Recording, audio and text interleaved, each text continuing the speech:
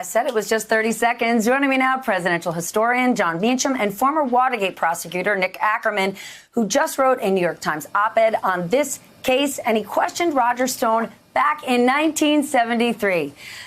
John, give us a history lesson. Is this commutation different than others?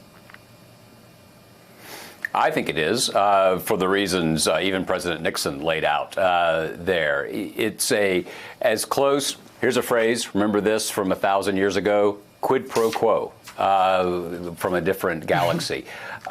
It's clearly a self-protective maneuver. The clemency power in the Constitution is absolute. It was meant to be a check and a balance against other branches going too far.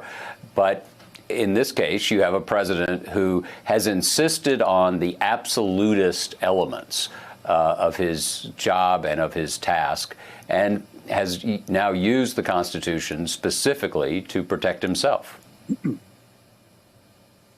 But that's the thing, Nick. Even if it's the absolutist elements, the president's allowed to do it. So while he may be highly criticized or it stinks to the high heavens, is there anything anyone can do about it? Well, unfortunately, there's nobody can do anything about it. But I would argue that this power is limited. It can't be that a president of the United States can grant clemency to somebody who is his own co-conspirator, in which he has an obvious conflict of interest. I mean, the problem is no court has ever confronted this issue, and no court is ever going to confront this issue with respect to Roger Stone, because there is no special counsel or special prosecutor in place to contest this issue in the courts. And that is what I find to be the absolute shame of this situation, and what makes it so different from Watergate, where we were totally independent from the Department of Justice. We didn't have to answer to an attorney general. We didn't have to be worried about threatening to be fired every other day. We ran our own shop. What we investigated was far more expansive than what Robert Mueller's team had. We looked at all of the crimes, not just relating to the break-in at the Watergate complex, but also to the cover-up and lots of other crimes, including Nixon's taxes, his treatment of demonstrators, his illegal campaign contributions. We covered the waterfront. Unfortunately, Robert Mueller was really in a straitjacket on this one. But Nick, even if it can't be philosophically, literally, it is. The president did it. Roger Stone is not going to jail. He's not going to turn on the president. And in fact, now that he's not, his loyalty to the president is supercharged. That's a win for the president. No question about it. But if there had been somebody in place right now, if Robert Mueller's group was still in place, they could actually challenge this to the courts. You certainly know that Bill Barr, the attorney general, is not going to do a thing about challenging Donald Trump's commutation. No way. And so you're right. We're left in a situation, unlike Watergate, where we all believed that the system worked.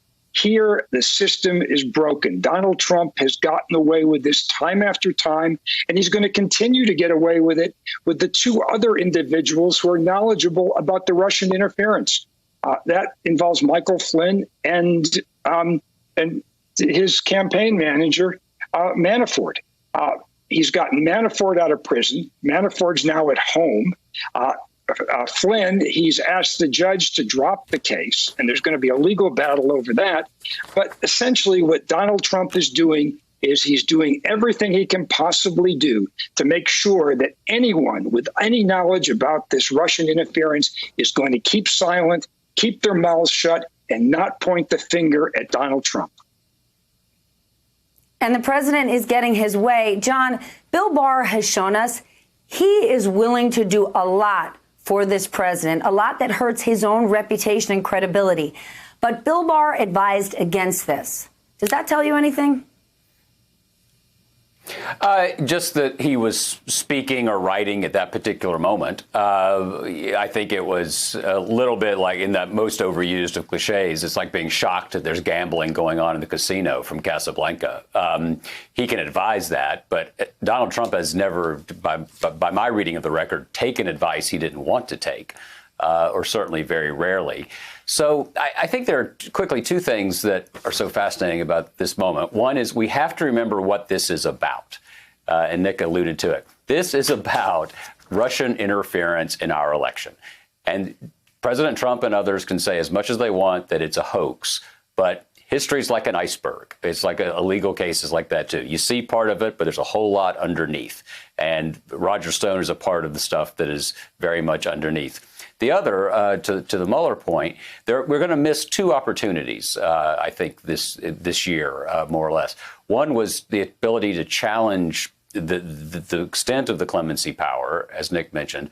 Also, the question of whether you can indict a sitting president. Remember, the special prosecutor accepted that as a premise.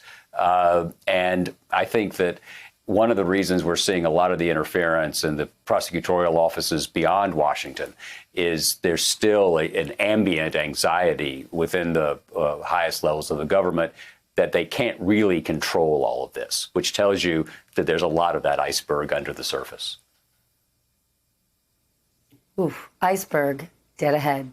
Also a line from a movie. John Meacham, Nick Ackerman, thank you both. Always better and smarter after speaking to both of you. Hey, I'm Ari Melber from MSNBC. You can see more of our videos right here, or better yet, subscribe to our YouTube channel below. You could have been anywhere in the world, but you're here with us, and we appreciate that.